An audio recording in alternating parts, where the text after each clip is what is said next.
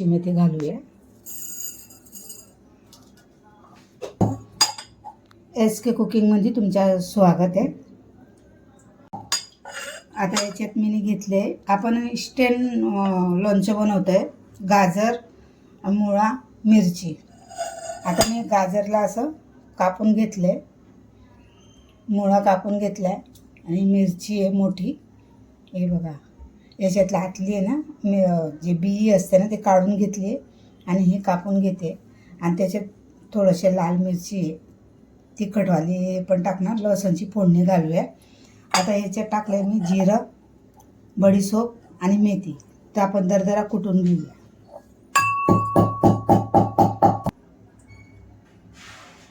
आता हे बघा असं जाडं जाडं कुटून घेतलंय. आता ही रेसिपी आम्ही द्वारका गेलेलो. द्वारकाला हॉटेलमध्ये खाल्ली होती. द्वारकाला गेलेलो आम्ही, तर तिथे हॉटेलमध्ये जेवलो. तर जेवणामध्ये लोणचं आलं, तर मी विचारलं लोणचं छान लागतंय तर त्याचे मला रेसिपी सांगा. तर ते बोलले सगळा कच्चा मसाला वापरायचा आहे आपल्याला.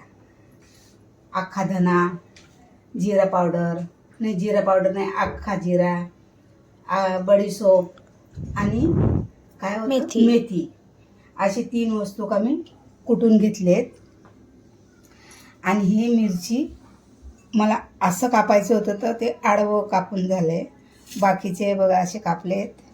मुळा घेतलाय, 2 मुळं घेतले आणि एकच माझ्याकडे गाजर होतं ते टाकून दिलं. गाजर तुम्ही आपलं ते हलवा बनवतो ते गाजर पण टाकू शकता आणि हे भाजीचं गाजर कुठलं पण एक टाकू शकता. आता मी हे गाजर असं मिरची कापून घेते. तर मी त्या प्रकारे बनवते.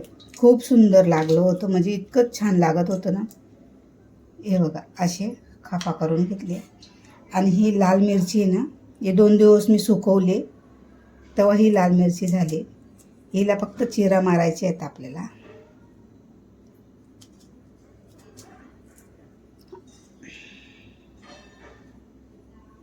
तिखट लागलं पाहिजे म्हणून ही मिरची टाकते. ही मिरची तिखट नाही आहे, ही भावनगर मिरची आहे. ही तिकडे राजस्थान साईड, गुजरात साईडला भेटते अशी मिरची.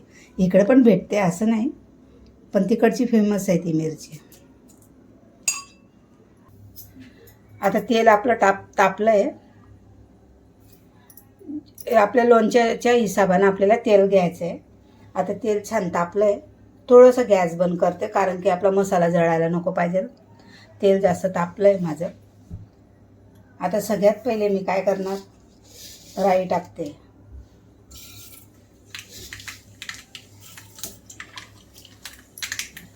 राई टाकल्यानंतर आपण लसूण टाकूया. थोडंसं हिंग टाकूया. आणि जो मसाला कुटून घेतलाय तो टाकते, म्हणजे तो कच्चा राहणार नाही. त्याला थोडंसं असं हलवून घेऊया. आणि हे सगळं कापलेलं आहे ते टाकून घेऊया.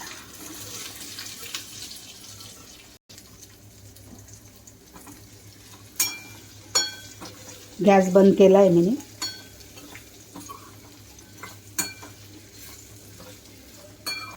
मीठ चवीप्रमाणे टाकूया.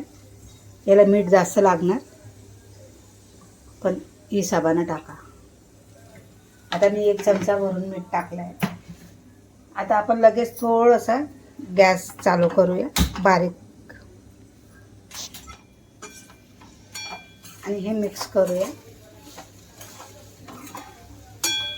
एकदम साधी सिंपल रेसिपी आहे आणि ही आपल्याला लगेच जेवणामध्ये खाता येईल अशी रेसिपी आहे. ती मी द्वारकावर आणली ही रेसिपी. त्यांनी मला सांगितली तर मी म्हटलं चल मी पण बनवून बघूया.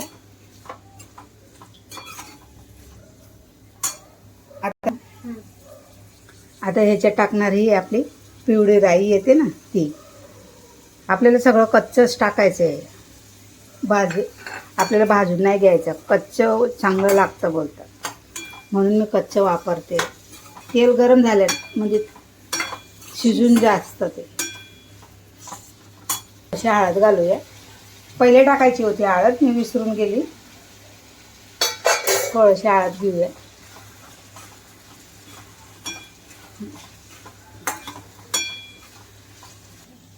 आता लिंबू टाकते मी.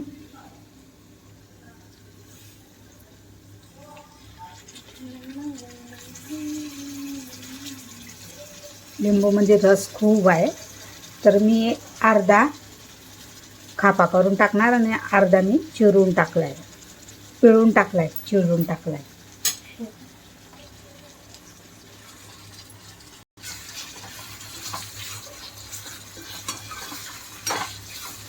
आता गॅस बंद केला आहे मी. आता लिंबूचा रस टाकला आहे मी.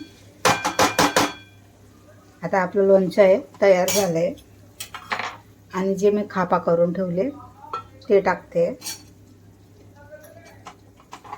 अजून चटपटा लागणार.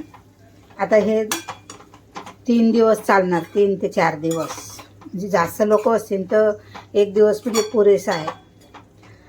कमी आहे तर 2-3 दिवस चालेल, 2-3 दिवस.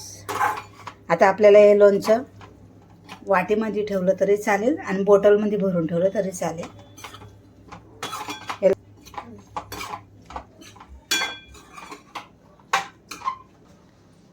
लोणचं एकदम इझी आहे. स्टेन बनतं, इन्स्टंट स्टेन.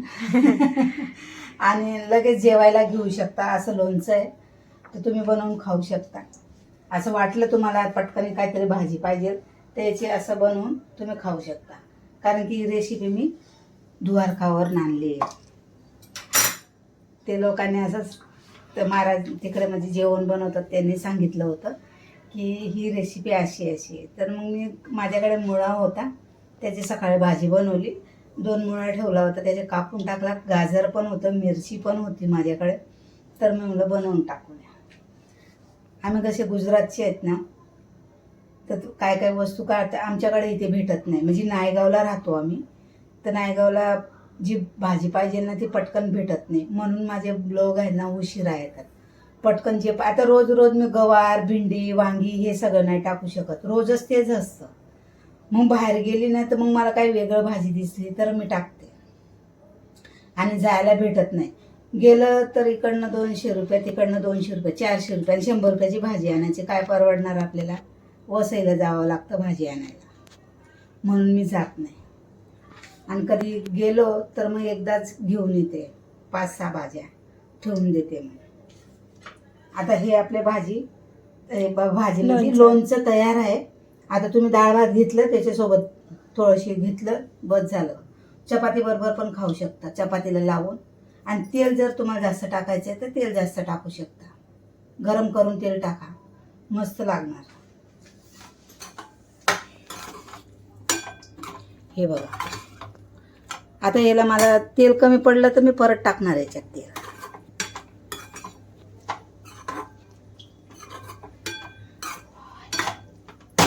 सुगंध बघा काय छान येतो, एकदम सुंदर सुगंध येतोय. आणि तुम्हाला माझी रेसिपी आवडत असेल तर नक्की कमेंट करा, लाईक करा, शेअर करा, सबस्क्राईबर करा. आता मी रोज कॅमेऱ्यासमोर येत जाणार. कारण की काय आहे, कॅमेरा मला एकटीला धरावा लागतो. मग मला फेस करता येत नाही. आणि परत मला जेवणाचा पसारा असतो, मग दाखवायला बरोबर भेटत नाही. आणि त्याच्यात थोडंसं माझं घरातलं काम, हे सगळं कामामध्ये ना थोडं चिडचिड होऊन जातं. मग माझ्या बोलण्यामध्ये थोडंसं डिस्टर्ब होते. म्हणजे मला चिड भरते खूप, म्हणजे बडबड बडबड करायला. म्हणून मी जास्त बोलत नाही. समजू शकता ना माझी तकलीफ. आणि तुम्हाला माझी रेसिपी आवडत असेल नक्की लाईक, शेअर, सबस्क्राईबर करा. आता आम्ही द्वारकाला जाऊन आलो. तिथून आल्यापासून जेवणामध्ये थोडंसं गडबड झालं आहे. ते चायनीज वगैरे खाल्ली तर इतकं लूज मोशन, उलटी, थंडी, ताप सगळ्यांनाच झालं. जेवढी फॅमिली आमची गेलेली, म्हणजे 10-12 लोक होते, सगळ्यांना त्रास झाला. म्हणजे आम्हाला येऊन झाले 8-10 दिवस झाले. पण उठून बनवायला तर ताकद नाही, एनर्जी डाऊन होऊन गेली. त्याच्याकरता काय बनवलं नाही. आता 1-2 रेसिपी मी बनवली आहे काल आणि परवाच्या दिवशी, ते टाकायची आहे. तिची एक्झाम आहे. ती तिथून आल्यानंतर तिला पिकनिक होती तिची कॉलेजमधून. ती कॉलेजला गेली आणि एडिटिंग करता मला येत नाही. मेन काय प्रॉब्लेम आहे, एडिटिंग करता मला येत नाही. मी बनवून ठेवते, मग ब्लॉग टाकायला कोणीच नाही असतं. ही येते रात्री 8 वाजता 9 वाजता, त्याच्यानंतर मग माझ्याकडे येते. मग तेव्हा नंतर मग ती एडिटिंग करते. ती पण थकून जाते, 5:30ला जाते. मग संध्याकाळी येणार ती 8ला 9ला, थकून जाते ना. मग ते कंटाळा करते मग टाकायचा. रविवार शनिवारी असली तर मग 1-2 ब्लॉग जास्त बनवून ठेवते ती, आणि मग परवाचा उद्याचा असं करून टाकून ठेवते. मग तो जातो. असा आमचा प्रॉब्लेम आहे. तिला वेळ नाही भेटत एडिटिंग करायला. आणि मी बनवते तर त्याच्यामध्ये थोडीशी तब्येत डाऊन होऊन जाते, काय होऊन जातं असं थोडं. आता मला कसं 50च्या वयामध्ये आहे मी आता, तर थोडंसं तकलीफ आहे. मेनोपॉज, डोक्याचा तो सगळा त्रास आहे. असं कोणाला असेल तर मला गाईड करा, काय करायचं त्या टायमाला, काय नाही सांगा मला. कारण की थोडं चिडचिड होते, घाम खूप सुटतो, आणि कोणी बोलायला लागलं तर राग येतो. त्याच्यामुळून मला थोडीशी चिडचिड होते किचनमध्ये. मग मी किचनमध्ये जास्त येत नाही. हवामध्ये बसले ना मग बरं वाटतं. असा प्रॉब्लेम आहे आमचा. आम्हाला तुम्ही किती दिवसपासून सांगता लाईव्ह या, ह्या कारण मुळूनच येत नाही. कारण की चिडचिड होतं. तो कॅमेरा समोर येणं, बोलणं खूप मला इरिटेटिंग होतं एकदम. आता ती आज लवकर आली म्हणून माझ्याकडे आली. तर बोलते टाकते मी 1-2 ब्लॉग. म्हणलं चल टाकून दे.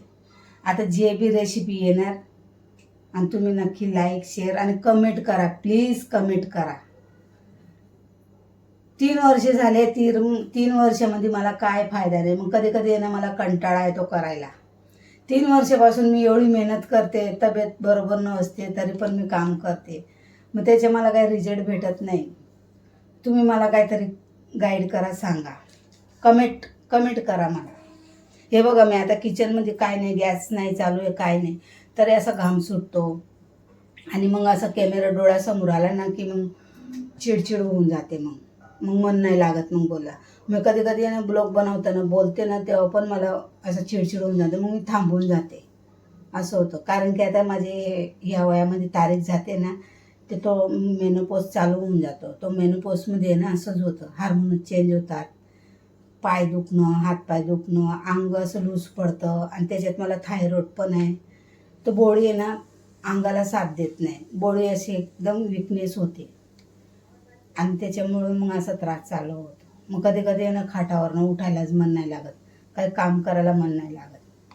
मग त्याच्यात सगळं काम करायचं, भांडी, कपडे, लादी, सगळं काम मलाच करावं लागतं. मग जीव एकदम थकून जातो. 2 वाजेपर्यंत मी कामामध्येच असते.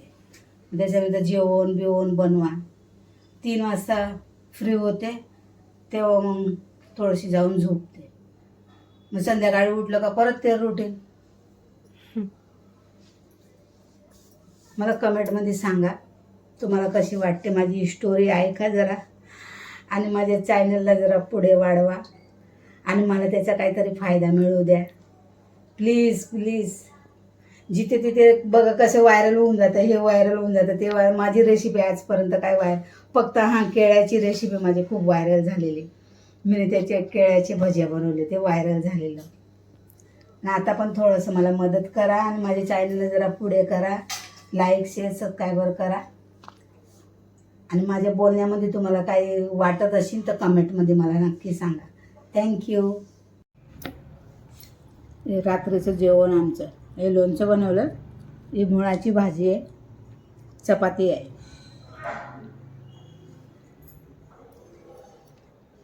एकदम सुंदर बनलं लोणचं. तुम्ही पण बनवून बघा.